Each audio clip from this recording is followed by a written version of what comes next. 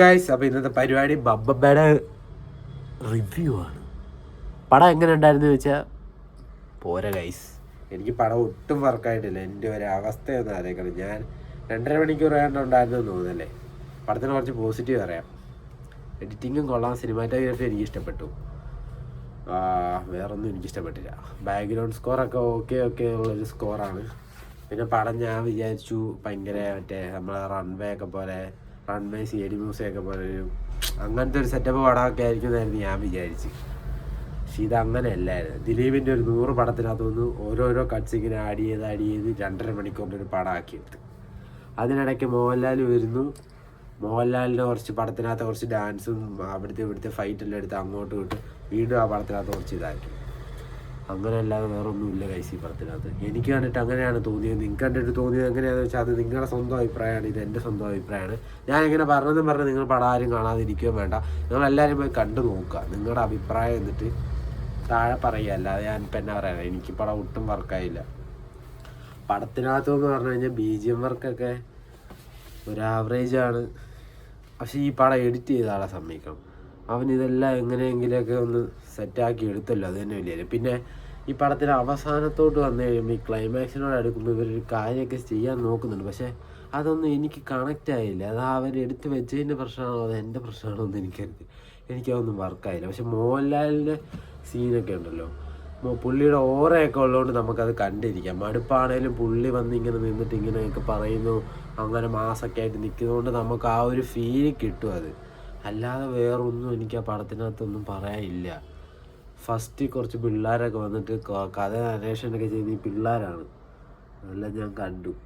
ഇങ്ങനെ കണ്ടെന്ന് എനിക്ക് ഇപ്പോഴും അറിയത്തില്ല. എനിക്ക് അതിൻ്റെ ഒരു ഹാങ് ഓവർ കിട്ടിയിട്ടില്ല. ഞാൻ പറയട്ടെ, എനിക്ക് ഈ പടം അൾട്ടർ അപരാധമാണെന്ന് ഞാൻ പറയുന്നില്ല. എനിക്കറിയത്തില്ല എന്നാ പറയേണ്ടത് ഈ പടത്തിനെ പറ്റി. പക്ഷെ വലിയ കുഴപ്പമില്ല എന്നും പറയാൻ പറ്റുമോ, അതുമില്ല. അങ്ങനത്തെ ഒരു പടമാണ് ഈ പടം. നിങ്ങൾക്ക് കുറച്ച് പറയാം, നിങ്ങൾ ഫാൻസ് മോഹൻലാൽ ഫാൻസൊക്കെയാണ്. മോഹൻലാൽ ഫാൻസിന് ആർമാദിക്കാനുള്ള സാധനങ്ങൾ അങ്ങനെയൊക്കെ ഉണ്ടെന്ന് വേണേൽ പറയാം. ഫാൻസുകാർക്കെല്ലാം ഇഷ്ടപ്പെടുന്നു എനിക്ക്. ദിലീപ് ഫാൻസ്, പിന്നെ മോഹൻലാൽ ഫാൻസ്, നമ്മുടെ അവസാനമൊക്കെ ഒരു പുള്ളി വരുന്നുണ്ട്, തമിഴിൽ നിന്ന് വരെ വരാത്തവരെയൊക്കെ ഇറക്കുന്നുണ്ട്. അതിന് സെക്കൻഡ് പാർട്ട് ഉണ്ടെന്നാണ്. ദൈവത്തെ ഓർത്ത് ഇതിൻ്റെ സെക്കൻഡ് പാർട്ട് ഒന്ന് ഇറക്കല്ലേ. എനിക്കൊരു താല്പര്യമില്ല ഇതിൻ്റെ സെക്കൻഡ് പാർട്ടൊക്കെ കാണാൻ. എന്നാ ചെയ്യാൻ.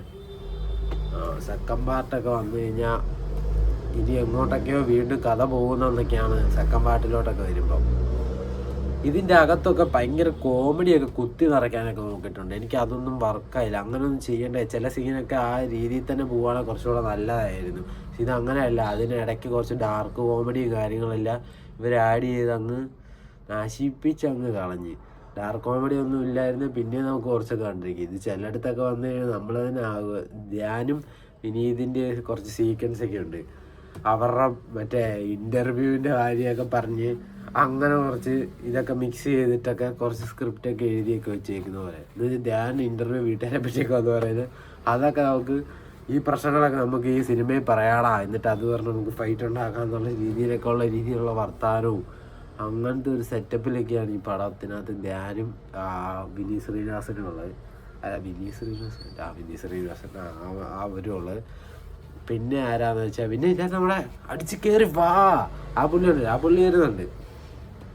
സൂപ്പറായിരുന്നു, ഒന്നും പറയാനില്ല. ഇൻട്രോൽ പഞ്ചിനകത്താ വരുന്നത്. ലോറിയൊക്കെ ആയിട്ട് വന്നിട്ട് എൻ്റെ പൊന്നൂ തല അങ്ങ്.